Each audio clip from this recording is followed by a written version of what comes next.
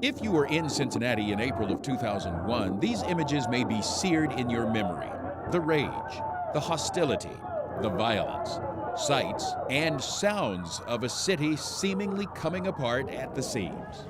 It's tempting to focus on those dramatic images, but that's not what we're going to do. Over the next 30 days, my colleagues at WCPO and I will look not so much at where we were, but how far we've come since then and how far we have to go. We won't ignore the past, but we won't dwell on it either. Instead, we'll listen. We'll hear from newsmakers, but we really want to hear from you and your neighbors about where we are today, 10 years after the upheaval. You know, these days they telling you, you're a nerd to be smart. It's not good to make A's. Don't you buy into that. I talked to Deron Hunter, one of your neighbors and an apostle of education, spreading the good news this day to some young men in need of motivation. Deron works with the Young Men's Program at Mercy Franciscan St. John in Over the Rhine with 25 young men a week. He's a role model, a father figure to them. I was so amazed at how many young men down here don't even know their fathers. I'm not talking about haven't seen them. They don't even know them. Hunter pushes back against that with old-fashioned values. Never lie, cheat, or steal. And 10 years after the riots, he's seen a change in his boys that mirrors what's happening in their neighborhood. I've seen more police that are engaged in conversation with the people in the Over the Rhine community. I've seen the people in the Over the Rhine community try to understand the police side of things. I found another of your neighbors, Colonel D. Stewart. Love that if I can get enough out there. The owner of Colonel D's Herbs and Spices in the Findlay Market and president of the market's business association. Stewart opened for business in 2005, and he says, contrary to what you might expect, business in the renovated Findlay Market is booming. We are so far ahead of last year that it's ridiculous. And this is our fourth straight year of at least 30% growth. Stewart told me that may be the result of a change he's starting to see, growing numbers of young professionals and retirees coming to the market during the week. Stewart said the sheriff's patrols a few years ago helped calm customers' fears, and gradually he started to see the real promise of Findlay Market: customers from different races, different communities, different incomes, talking. And they'll start to share recipes. And at that moment, that's one of the most magic things I've ever seen happen. And I don't know that that particular transaction between those two people would occur anywhere else in this city. Before the tumult, everybody said Cincinnati needs to talk about race. And after the riots, we did talk on TV shows, in community groups, for a while. So maybe 10 years later, it's time for Cincinnati to start talking again about talking. Hunter and Stewart, living in a rapidly changing Over the Rhine, certainly believe in the value of Cincinnatians talking. I think we're still a little bit too isolated. Hopefully it'll come. Hopefully it'll change. If we can just keep the lines of communication open between the policemen, the community leaders, I think things will be even better than what I'm seeing right now.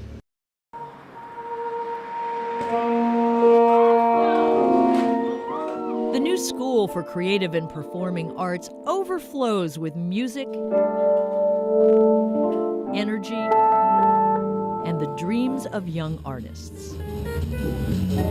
18-year-old Joy McNeil plays keyboard in the jazz ensemble and plans to study music and composing in college. Well, when I was 8, the riots occurred. As young as she was 10 years ago, she vividly remembers the death of Timothy Thomas and the unrest that followed, mostly through the eyes of her older siblings. I remember specifically my brother, AJ, who went to West High, and he would talk about, he was around the same age as the young man that was killed. So my family was kind of in like a mourning state. We prayed for the family of the young man, and we just talked about how, one, we could prevent that situation for, my siblings and my parents' children. And my brother was just like, it hit so close to home for him because he was like, I could have known him, I could have been him. Do you think race relations in Cincinnati have changed since then? Yes, I think they've gotten better, but just slower than I would hope. I know that like certain neighborhoods, I don't feel as comfortable being there and as welcome. Is it different here at SCPA? Definitely, yes, because it's such a diverse area. Joy loves that SCPA is downtown near Music Hall. And she loves making her own music. When I play my piano, I'm communicating in a higher level, like especially when people are listening to me, and especially playing black music, like a music that originated with my people. I feel like empowered by it. So. Building SCPA near Music Hall was the late maestro Eric Kunzel's dream, linking the historic home of the symphony to the artists of the future. The arts have anchored over the Rhine through the last 10 years, even leading the way. The Art Academy opened its doors here on Jackson Street in 2005, and shortly after that I brought my daughter here for lessons. I have to say at the time, I thought this street was kind of scary, but it's amazing how it's changed. When the Art Academy moved here from Mount Adams, architects transformed two old industrial buildings into spacious art studios. I love all the windows in this building. But that's a self-portrait? Yes. How'd you do that? On a tripod and with a timer. Emma Williams is a senior from Dayton, Ohio.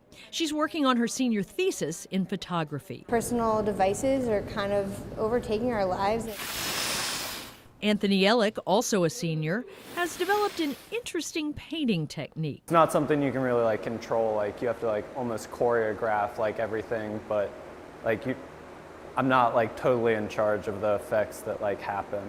Anthony grew up on the west side, but feels at home here in Over the Rhine. So I like the balance of kind of like the more accessible ones. Emma says you have to use common sense about safety. I don't really know if it's gotten safer because I feel like they say it has, and then I hear things, but I know since 10 years ago, like you're talking about, it has definitely gotten better. I don't feel unsafe very often. We were No Theater Tribe, and then we renamed ourselves No Theater of Cincinnati. The No Theater, billing itself as left of off-Broadway, moved to Jackson Street in 2007. I've seen a lot more people proud. J.B. Culligayan founded the No Theater. When you made the decision to move here, was there ever a question that you would be in Over the Rhine? The neighborhood Over the Rhine has been really good to us, so we really wanted to continue that good feeling and give back to the neighborhood.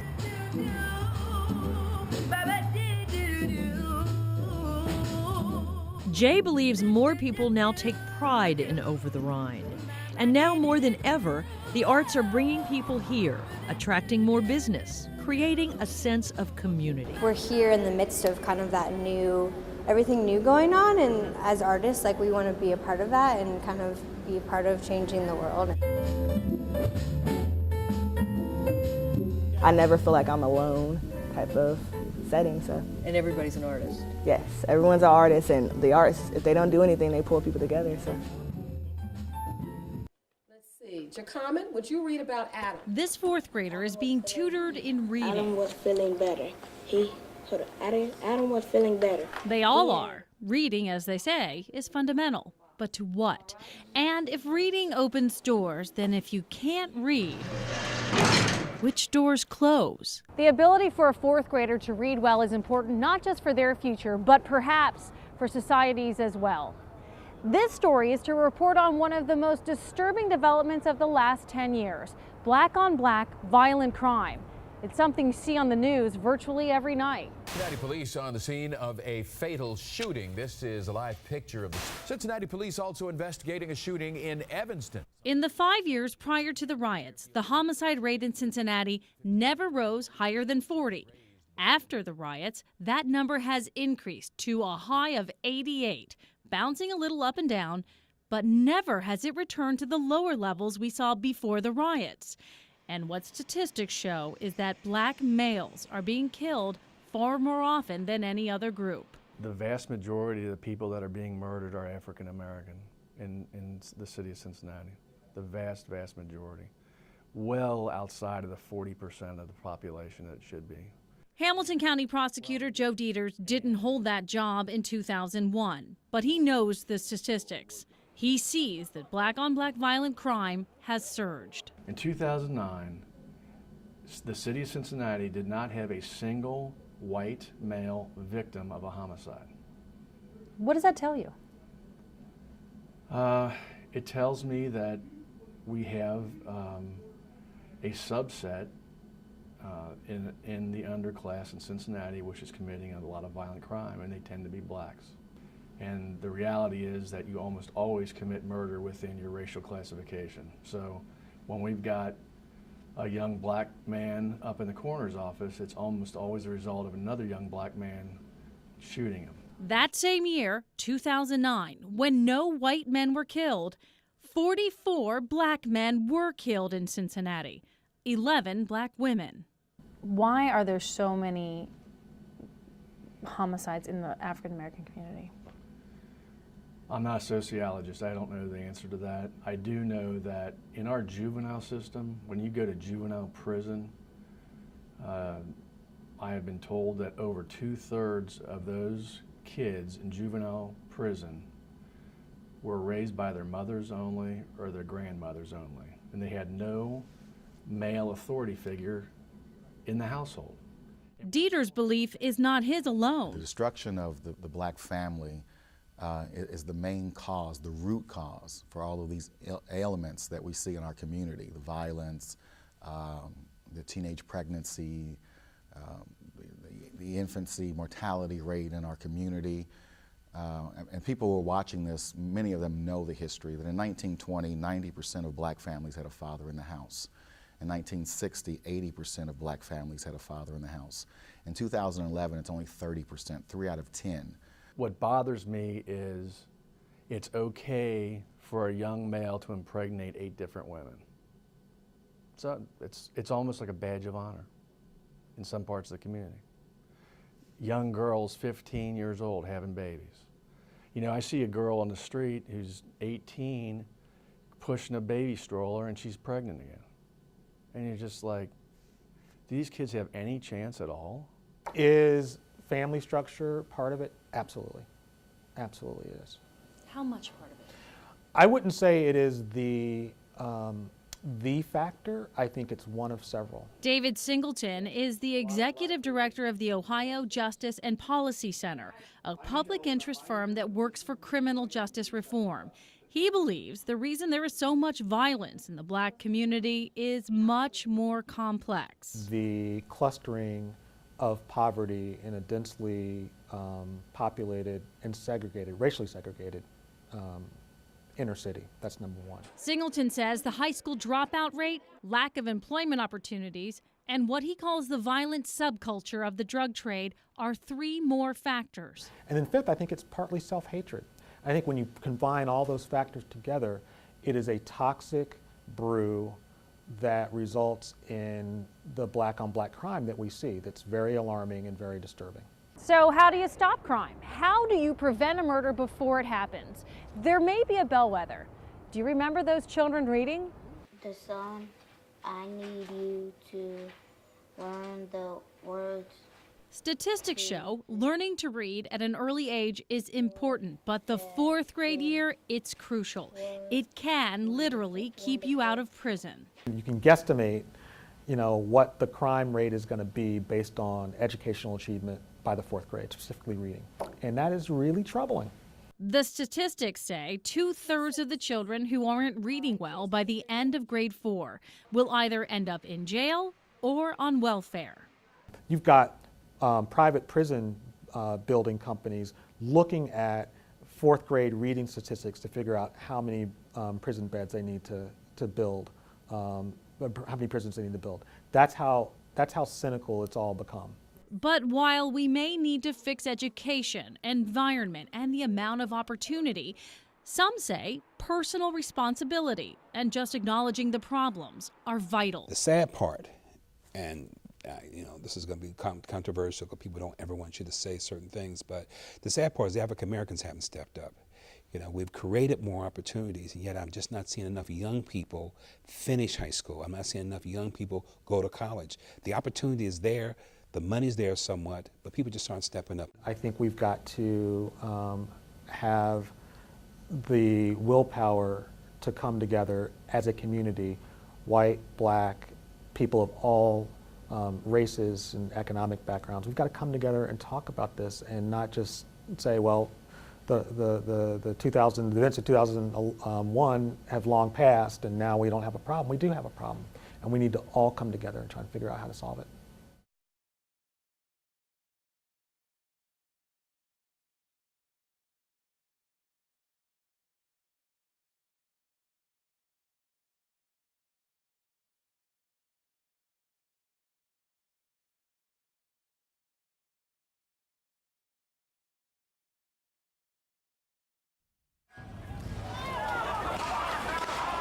If the violence was a wake-up call, Visions of Vine Street forced Cincinnati to examine its past, present, and future.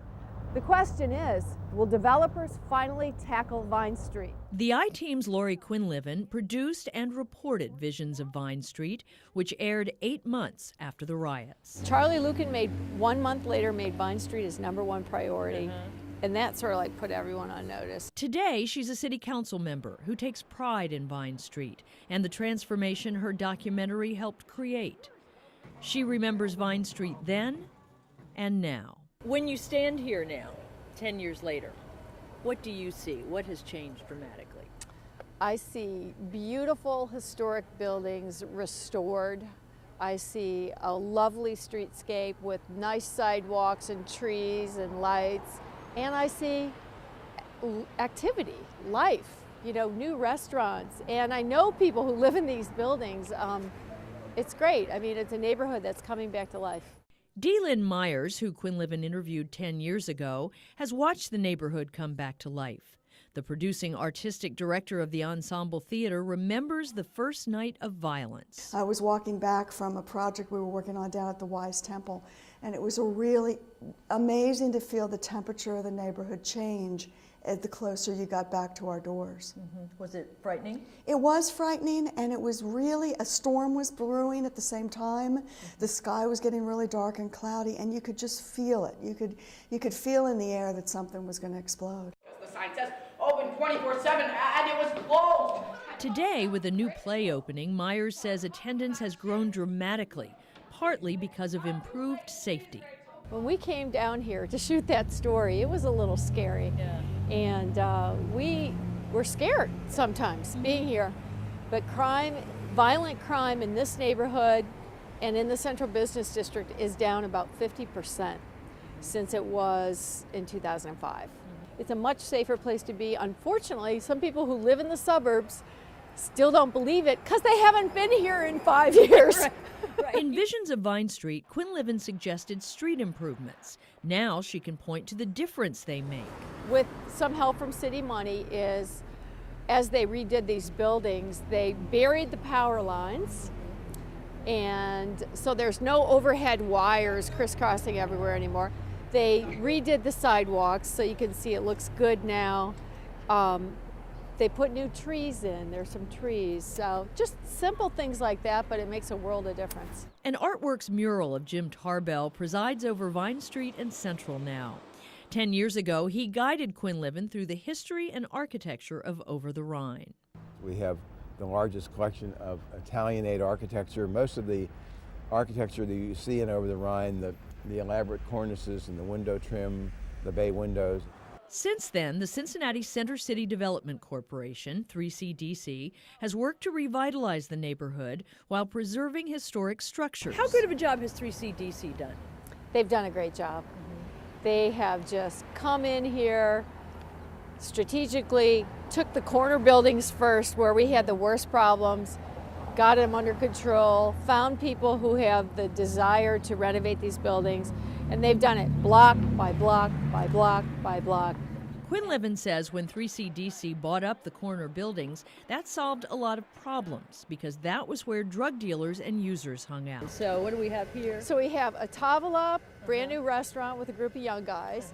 We have the Senate, which is already doing so well that they're going to expand and do a Mediterranean restaurant right next door. So 3 restaurants right there. So we checked out the new restaurant in progress. Bill Drasnick, who's moving here from Mount Lookout, says he and his partners hope to open a Tavola in April. And what kind of food are you going to have? Wood-fired pizza, small plates, salads. So this is the kitchen. It'll remain completely open. There will be seating all along here, seating along the wall, and you'll be able to kind of just hang out, talk with the chefs as they're cooking.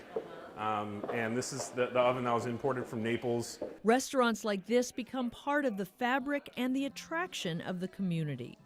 All the new restaurants and development, what do they mean for your theater? It's a great, great impact for us. For us, it used to be that you really had to love ETC and want to go see a play to come to 12th and Vine. Now, you can love ETC and you can also have a drink beforehand and dessert afterwards, and you can shop. And that, to me, makes for a better community. So what does Quinlivan envision now? She's thinking about this city's image as we prepare to welcome visitors to the World Choir Games and the new casino. The German heritage and the excellence in the arts and everything that we have start down here. And I think that should be part of the story we tell to the rest of the world. Many churches have continued their mission to try to make everyone's life, especially the poor, better than it was before April 2001. We introduce you to a church that is still committed 10 years later, even through the loss of some members who walked out when African Americans started showing up for service.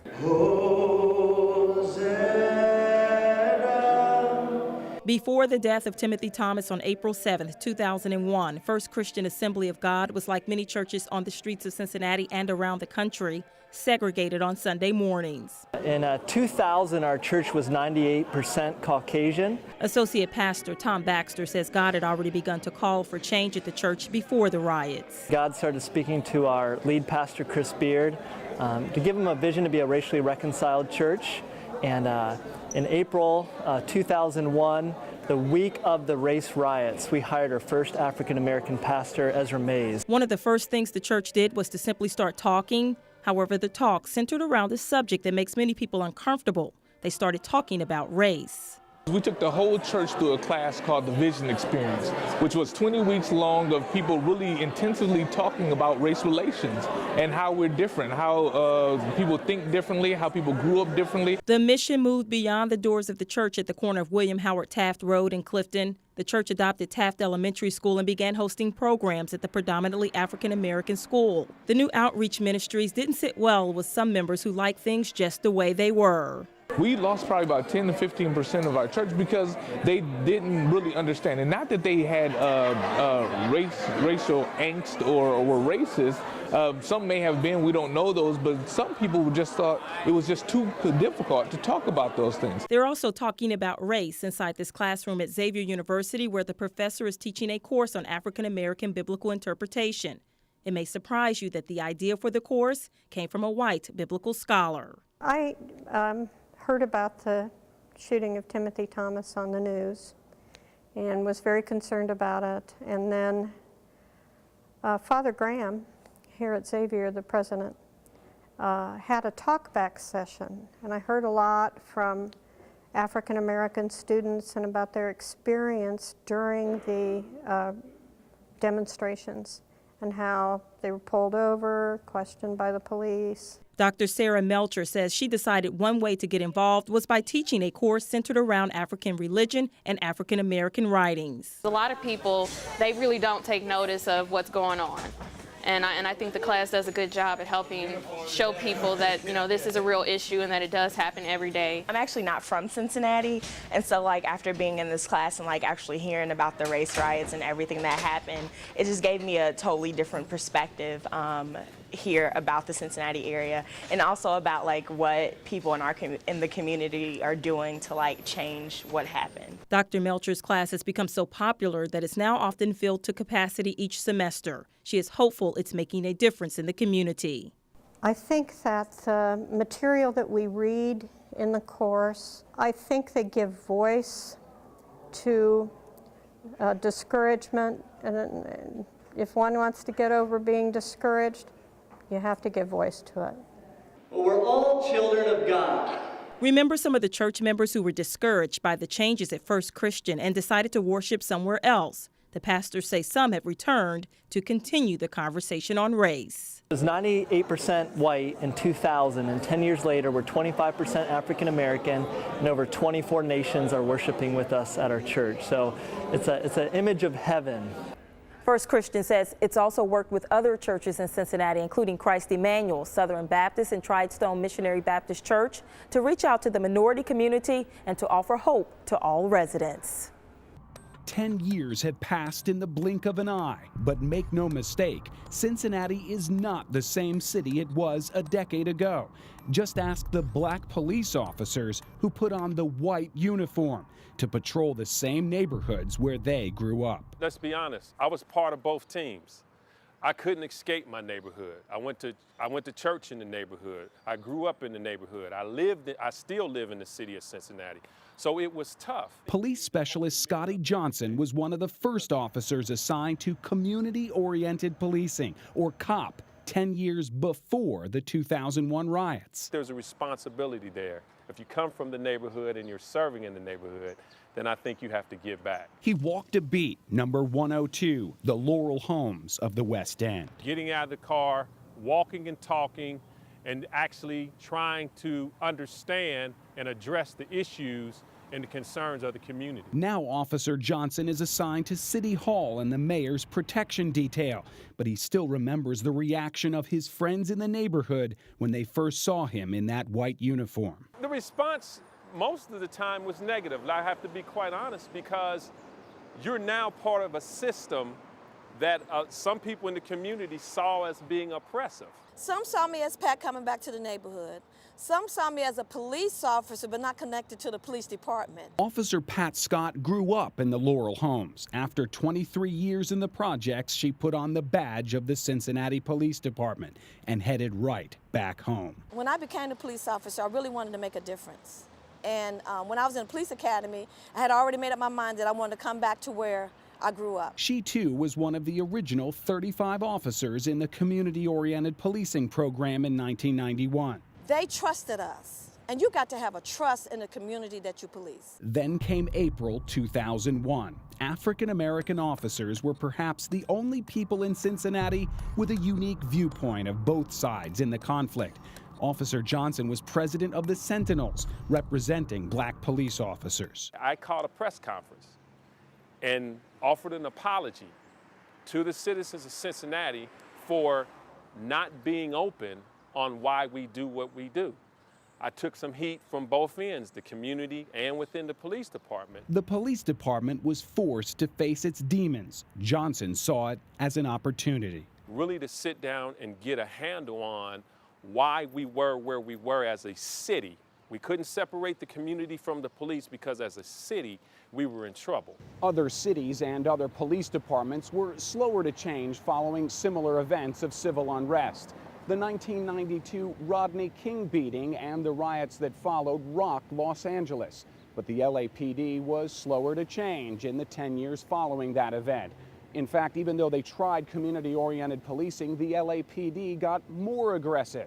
And today, 19 years after Rodney King, they're still dealing with the consequences. I think what we did here was we took the bull by the horn and we said we had to do something. Police officers are measured by the number of arrests they make. Officer Scott measures her success by the number of children she's saved. I had a mother whose daughter got locked up for 6 months. And every time she sees me, you know what she tells me? Thank you for saving my daughter. She's got her own business, she's a hairstylist, and every time I see her mother, she says, thank you for saving my daughter. This city has changed. 2 police officers who helped bring Cincinnati back from the brink say it has changed for the better. Because of 2001, we as a police department have come a long way. And I'm proud to say we're the best police department in the country right now. Contrary to what some of our co-workers might have thought, we made a difference. We made a difference.